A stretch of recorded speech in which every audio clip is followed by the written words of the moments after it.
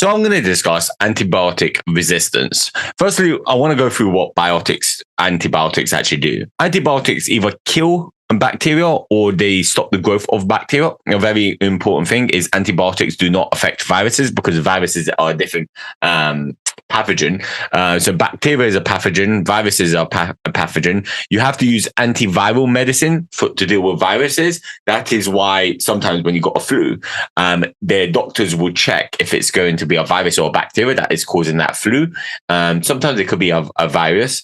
So even if a doctor gives you antibiotics, it's not going to work, and it's not really good to give antibiotics because antibiotics will destroy bacteria. You've actually got 10 times more friendly bacteria than unfriendly bacteria in your body. I believe it's like you got even 10 times more bacteria cells than human cells inside you. It's like so many bacteria can make up are the same size as one human cell.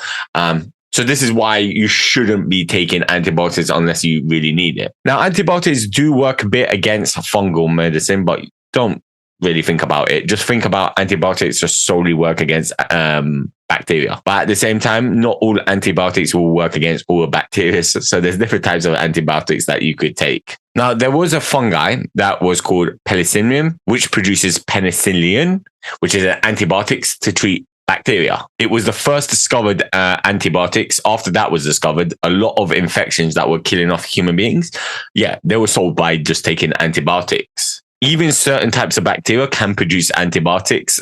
So we go through this in genetic engineering later on, but you could use fungi, you could use bacteria that will produce antibiotics that will kill off bacteria. Now, antibiotics are overused at times. Like I said, sometimes doctors will prescribe them when they're not really needed. They're also given to animals so that the animals stay healthy, so they don't die and blah, blah, blah. And that antibiotics that go in animals, if you eat the animal, you're going to get into you, and that's going to cause something called antibiotic resistance. Now, resistance just means the antibiotics no longer work against the bacteria. So there are certain types of bacteria that are immune to antibiotics. A famous one that you maybe heard of about is MRSA, and it's resistant to basically antibiotics. They do not work against it because it has a certain gene that helps it resist antibiotics. Now, MRSA could spread through unhygienic practices.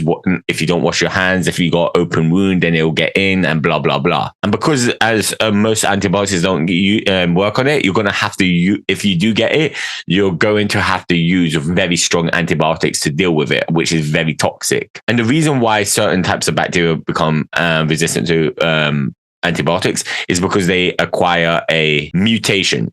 Now, remember, I told you some mutations are beneficial, not beneficial. Some mutations are neutral.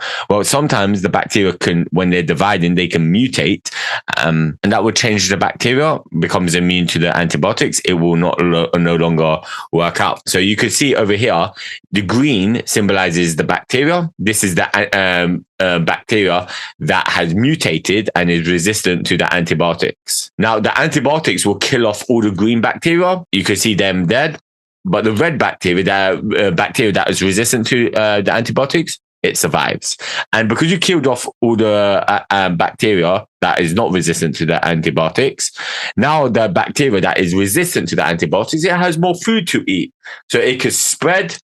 Now you got a situation where you got a lot of bacteria in red, which are all resistant to the antibiotics. So you keep taking antibiotics and it no longer works. They stay resistant to the antibiotics. So throughout history, we've been trying to kill off bacteria with antibiotics, and it has given the rise to bacteria that are resistant to the antibiotic. Now doctors are more cautious when prescribing to antibiotics because they do not want to create this bacteria that are going to be resistant to the antibiotics. And this is why there's always a push to generate new types of antibiotics, because the old antibiotics don't work a lot of the time for some of the bacteria that is there. So even when you get a bacterial infection, there are different strains of the bacteria. So there's not one type of bacteria. Like if you get one bacterial infection, there could be different versions of that specific infection. It's not always the same. Even in certain countries, they'll have one form, and other countries may have another form.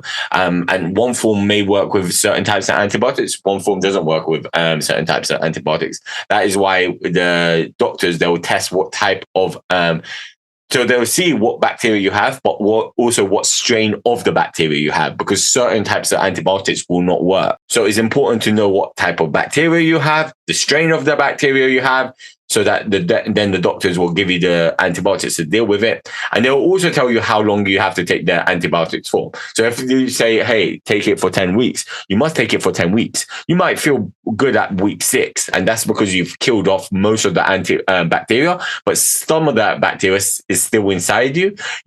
But you're just not enough to make you ill. So you think you're fine. You stop taking the antibiotics, and then it multiplies again, and now you might have bacteria that are resistant to the antibiotic, because now they're going to quickly multiply, and there could be a mutation causing problems. So what you do is you take the medication for the prescribed time the doctor said. So take it for 10 weeks, or if it says 10 weeks, and you kill off all the bacteria, so that then they cannot multiply and get a mutation that will make it resistant to the antibiotics.